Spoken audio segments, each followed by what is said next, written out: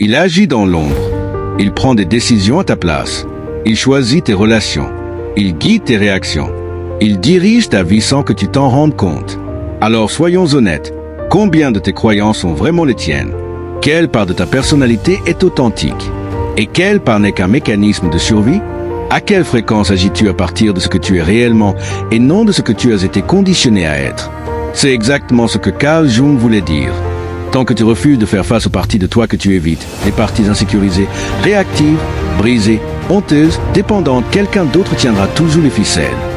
Tu seras contrôlé par ceux qui te déclenchent émotionnellement, par les rôles dans lesquels tu te sens coincé, par chaque voix qui te fait croire que tu dois te justifier, te défendre, te prouver.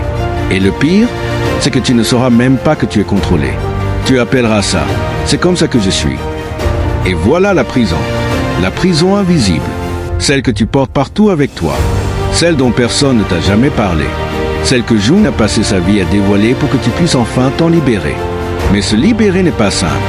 Tu ne te réveilles pas un matin en t'appartenant soudainement. Non, tu dois te reconquérir. Récupérer chaque partie de toi que tu as abandonnée pour être accepté. Chaque opinion que tu as étouffée. Chaque émotion que tu as réprimée. Chaque vérité que tu as niée pour t'intégrer. Et ce processus est brutal.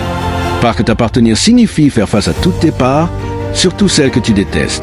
Ta jalousie, ta colère, tes insécurités, tes dépendances, ta fausse humilité, ta peur d'être oublié, rejeté, invisible. Cela signifie comprendre que la plupart de ta gentillesse venait de la peur, pas de l'amour. Que la plupart de ton silence venait de la honte, pas de la force. Que la majorité de ta personnalité est née de la douleur, pas du sens. Et quand tu vois ça, quand tu le vois vraiment, quelque chose en toi se brise ou s'éveille. Parce qu'une fois que tu vois ce qui te contrôle, tu ne peux plus l'ignorer. Alors la question devient, qu'est-ce que tu vas faire maintenant? La plupart des gens fuient. Ils se distraient. Ils deviennent plus bruyants, plus occupés, plus réactifs, plus impressionnants. Mais la douleur ne disparaît jamais. Parce que la distraction ne guérit pas l'ombre. Elle la nourrit. Mais si tu restes, si tu acceptes l'inconfort, si tu regardes le miroir sans détourner le regard, alors autre chose se produit. Tu recommences à reprendre ton pouvoir. Petit à petit, tu remarques quand tu n'es pas sincère. Tu te surprends en pleine mise en scène. Tu reconnais la fausse voix dans ta tête et tu la remplaces par la tienne. Tu te récupères, pas le personnage, pas l'image, mais toi, celui qui n'a pas besoin d'applaudissements pour se sentir légitime. Celui qui ne réagit pas à chaque provocation. Celui qui ne se trahit pas pour être aimé. Et c'est là que les autres commencent à sentir le changement. Tu deviens différent. Tu parles moins, mais tes mots frappent plus fort. Tu n'expliques plus. Tu es. Tu ne te défends plus. Parce que tu ne joues plus à leur jeu. Tu n'es plus en représentation. Tu es présent. Et cette présence change les pièces. Elle modifie les dynamiques. Elle met mal à l'aise. Non pas parce que tu es dur, mais parce que tu es libre. Ils le sentent. Ils sentent que tu n'es plus contrôlé. Ni par la peur, ni par les opinions, ni par le besoin d'être compris. Tu n'appartiens plus qu'à une chose, toi-même. Et ça, c'est le vrai pouvoir. Pas celui qui crie. Celui qui reste. Pas celui qui cherche l'approbation. Celui qui tient debout.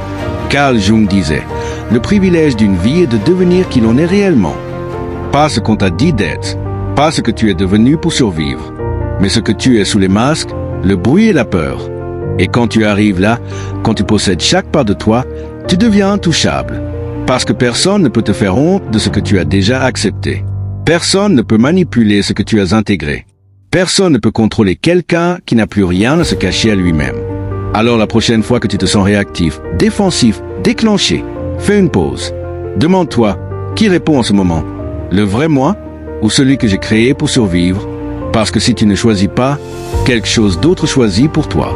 Et ça, c'est être possédé. Mais maintenant, c'est fini. Maintenant, tu deviens ton propre maître. Et à partir de cet instant, le jeu change pour toujours.